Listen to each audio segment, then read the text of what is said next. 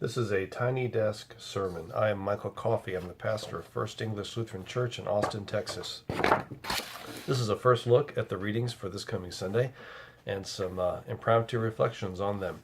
This coming Sunday is Lectionary 15, and it includes the gospel reading from Mark chapter 6. This is a really incredible, profound story in the Gospel of Mark on the death of John the Baptist. I'm going to read the whole story. It's a little long, but it's really worth hearing the whole thing. King Herod heard of it, for Jesus' name had become known. Some were saying, "John the Baptizer has been raised from the dead, and for this reason these powers are at work in him." But others said, "It is Elijah." And others said, "It is a prophet, like one of the prophets of old." But when Herod heard of it, he said, "John, whom I beheaded, has been raised." For Herod himself had sent men who arrested John, bound him, and put him in prison on account of Herodias, his brother Philip's wife, because Herod had married her.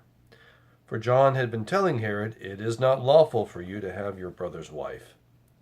And Herodias had a grudge against him and wanted to kill him, but she could not, for Herod feared John, knowing that he was a righteous and holy man, and he protected him. When he heard him, he was greatly perplexed, and yet he liked to listen to him. But an opportunity came when Herod on his birthday gave a banquet for his courtiers and officers and for the leaders of Galilee. When his daughter Herodias came in and danced, she pleased Herod and his guests. And the king said to the girl, "Ask me for whatever you wish, and I will give it." And he solemnly swore to her, "Whatever you ask me, I will give you, even half of my kingdom." She went out and said to her mother, "What should I ask for?" She replied, "The head of John the Baptizer." Immediately she rushed back to the king and requested, "I want you to give me at once the head of John the Baptist on a platter."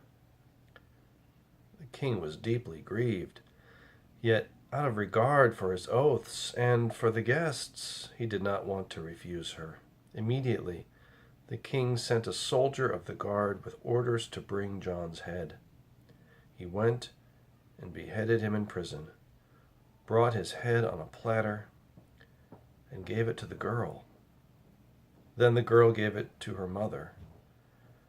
When his disciples heard about it, they came and took his body and laid it in a tomb.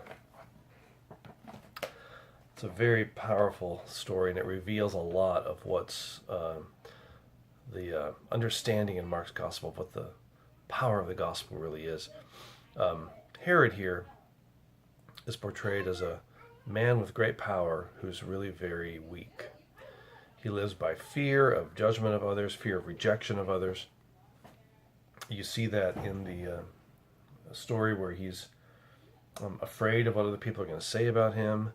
And then he's so moved by a little girl's dance. He said, "I'll give you half my kingdom, whatever you want." And then in that, he's taken advantage of, and Herodias asks for John the Baptist's head on a platter, and the only reason he does it is he doesn't want to look bad in front of his guests. So he commits an evil act to make himself look good or to save face. This is very common in Mark's gospel, that people in power dominate other people in order to save themselves. They commit acts of violence or oppression or cruelty or just neglect because they're more concerned about themselves than other people.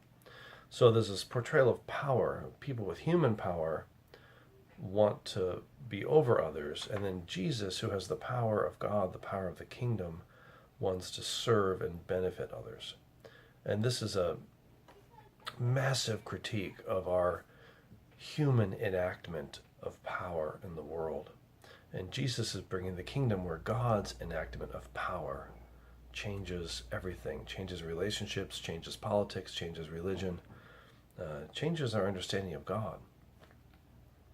There's a really striking thing in the story that comes at the beginning.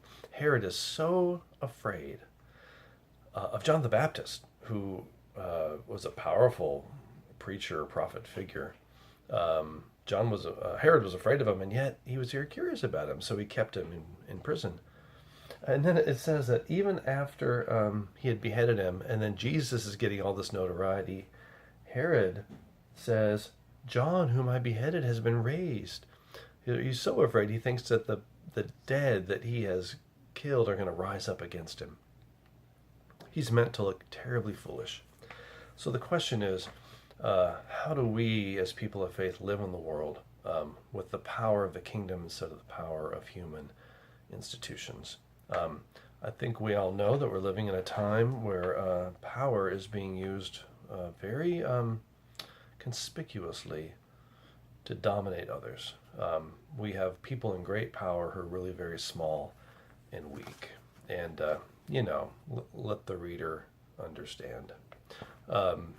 So how do people of faith live in this context? Well, we have to embody power in transforming ways. The power of love for those who are weak and powerless and vulnerable. The power of love and in a very challenging way for those who are in power, so that they can hear the gospel and be transformed, or at least given the opportunity to respond. It may be tempting as people of faith to use power in dominating ways in the political sphere, in the social sphere, but we have to be very mindful and very transformed by Jesus to use power in ways that transform the world instead of just replicate the dominating powers of human institutions and of individuals. Now, the way we do that, of course, is instead of being small and weak and fearful inside, we live with a very transforming understanding of God, that we are transformed to live by faith instead of fear, trust in God instead of fear of God, trust that God is working out the kingdom instead of just simply looking at the tea leaves and the news channels and thinking it's all going to hell. We have to live with a deep, fundamental trust that God is at work, and then ask to be part of that work that God is doing, not to sit back and just say, I'll be okay. But we're asked to, give of ourselves, and even as followers of Jesus, suffer where we're called to suffer.